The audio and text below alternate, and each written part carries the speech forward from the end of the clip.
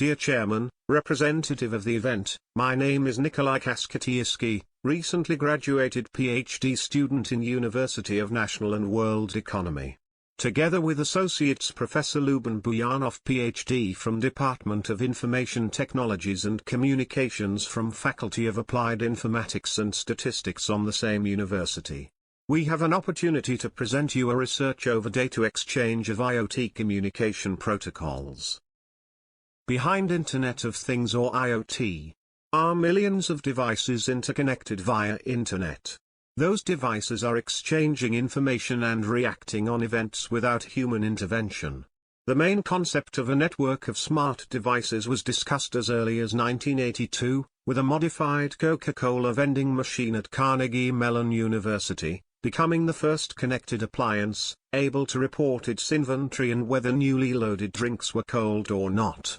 Historically, the first usage of term IoT was coined by Kevin Ashton of Procter & Gamble, later MIT's Auto ID Center, in 1999, though he prefers the phrase Internet for Things. At that point, he viewed radio frequency identification, RFID, as essential to the Internet of Things, which would allow computers to manage all individual things. The main theme of the Internet of Things is to embed short-range mobile transceivers in various gadgets and daily necessities to enable new forms of communication between people and things, and between things themselves. Nowadays IoT are everywhere around us, they are supporting industry, or customer-oriented, most probably many of you are wearing some of them as smartwatch or bracelet. In everything labeled as smart there is IoT involved. There are so many that IPv4 is not enough to address all of them, thus IPv6 is used. In order not to repeat the Babylon Tower model, these devices must understand each other, thus speaking on the same language called protocols for communication.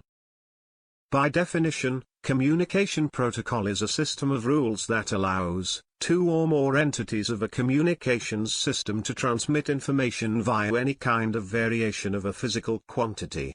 The protocol defines the rules, syntax, semantics and synchronization of communication and possible error recovery methods.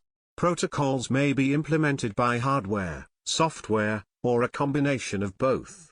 IoT and connected devices use different communication and messaging protocols at different layers. While developing an IoT system, the selection of the protocol largely depends on the type, layer and function to be performed by the device.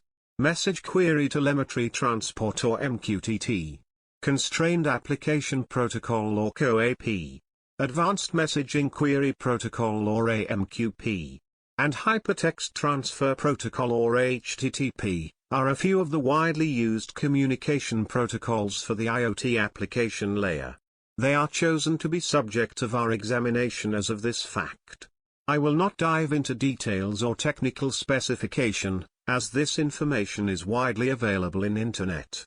Some of the key characteristics are such as, used transport protocol, model that is used for communication as publish subscribe or request respond, presence or not of quality of service, level and implementation of security, and many more characteristics are summarized in the table in the article.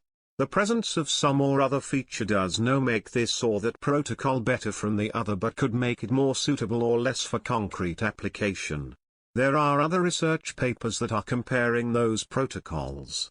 In this paper we investigate different protocols transferring different type of data, structured, semi-structured and unstructured.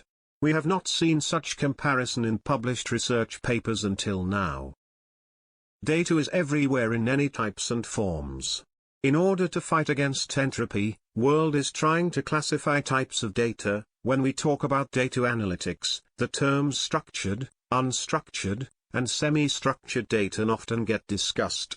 These are the three forms of data that have now become relevant for all types of IoT applications. Structured data has been around for some time, and traditional IoT systems still rely on this form of data. However, there has been a swift increase in the generation of semi-structured and unstructured data sources in the past few years. Structured data is information that has been formatted and transformed into a well-defined data model. The raw data is mapped into pre-designed fields that can then be extracted and read. Unstructured data is defined as data present in absolute raw form. Unstructured data is qualitative, not quantitative, so it is mostly categorical and characteristic in nature. For example, data from social media or websites. Data may not always be structured or unstructured. Semi-structured data or partially structured data is another category between structured and unstructured data. Semi-structured data is a type of data that has some consistent and definite characteristics. An example of semi-structured data is delimited files. It contains elements that can break down the data into separate hierarchies. Similarly, in digital photographs, the image does not have a predefined structure itself but has certain structural attributes making them semi-structured. For instance, it would have some structured attributes like geotag, device ID, and date timestamp.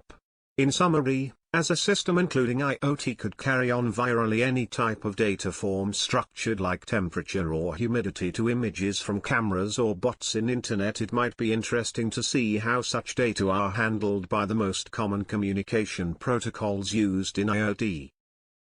In order to probe different types of data, we made a test rig combination of hardware and software, isolating one IoT device and feed it with the three types of data for predefined amount of time. For the hardware part of the experiment, we used a board sourced by a well-known Chinese site with system-on-chip, ESP32, model, Room 32. This board is chosen as it is widespread and commonly used in IoT systems, and it will represent one IoT object that is connected to power source via power meter. Power meter is common USB device used to calculate the amount of energy that is passing to it. For the experiment we are not using absolute values of the energy but making comparison between different protocols and types of data in order to avoid mistakes from precision of measurement. The next component is a Wi-Fi router, graded for home usage. He will accept the signal from IoT device and transfer it to internet, in my case local network, to the broker that will accept the data from the IoT node. It will be measured amount of data coming from IoT to router and from router to IoT, upstream and downstream, done via Wi-Fi. During the time of the experiment there are no other Wi-Fi devices attached to router and no other devices except the PC with the broker attached to wired part of the router. In terms of software part of the experiment on IoT device, MicroPython was chosen as the programming language due to the widespread use of the Python language, and the availability of libraries for the considered protocols. The programming code is loaded with UPyCraft. This is a software tool that includes an environment for writing program code, file management of ESP devices, console input and output of program execution. On the Wi-Fi router to measure upstream and downstream of data over Wi-Fi, a distribution of OpenWRT was installed as OS. It's providing stand Unix tools to measure data transfer. For different protocols are used following brokers: Mosquito MQTT server, libcoapp, RabbitMQ for AMQP and simplified Python server for HTTP. For each protocol, a dedicated Python script is written using free distributed libraries supporting the tested protocols. This script takes data samples for structure, semi-structured and unstructured data and transmit this data for 600 seconds as fast as it can. Data samples were taken from a site with data repository. After each execution, filing data are logged down, energy consumed from power meter, traffic from ESP32 to router, and traffic from router to ESP32. The results of the experiment are summarized in the table. Those results should not be considered as absolute values, but as relative to be used as a comparison for different scenarios and conditions of the experiment. The experiment shows that MQTT transmits data one order of magnitude faster than other protocols, but the protocol is observed to have higher power consumption. The HTTP protocol consumes a similar amount of energy but with much less amount of data transmitted, almost 20 times for structured data, compared to MQTT. As far as the programming code in the experiments is concerned, one can conclude that the programming code for HTTP is less complex compared to MQTT, making HTTP easier to use. In CoAP, the amount of data exchanged is like that of HTTP, but the energy consumed is almost 50% less. AMQP is similar to CoAP in terms of the amount of data exchanged, but the energy consumed is higher. The type of data has less significant impact on the energy consumed and the amount of information exchanged. At the same time, it is recognized that the type of protocol matters for these parameters. Another interesting point is that the rate of semi-structured data is the highest, therefore it can be concluded that this type of data manages to make the most of the communication channel bandwidth. Considering which protocol to be selected for a dedicated implementation is a complex task, as there are a lot of variables that must be taken into account. For successful implementation of a project, the presented finding can be taken into consideration as soon as the parameters and types of transmitted data are known and reconsidered on every stage of the project. Further experiments with bigger data sets as well as data sent from a remote sources may bring more insights to the effectiveness and applicability of various IoT data transmission protocols. Thank you very much for the opportunity to present our research over some of the most popular IoT protocols. Looking forward for your questions.